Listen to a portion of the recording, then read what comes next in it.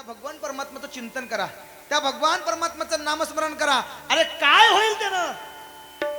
तेने सदा चित्ता समाधान,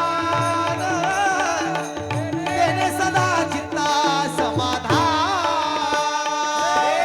तेने सदा चित्ता समाधान, तेने सदा चित्ता समाधान. घोष करू पता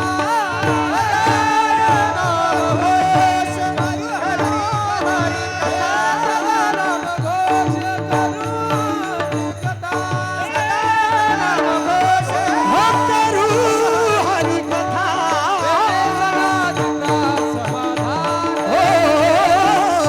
तेरे सदा चित्ता समाधान, तेरे सदा चित्ता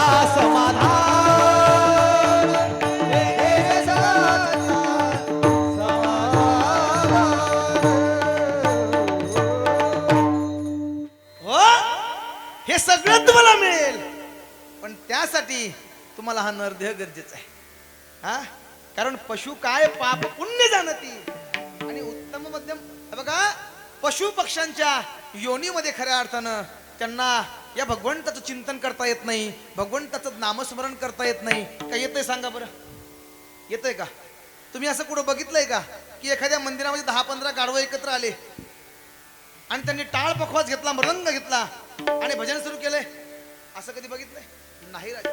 त्यासाठी तुम्हाला मनुष्य देहच लागेल आणि तो देह सुद्धा क्षणभंगूर आहे.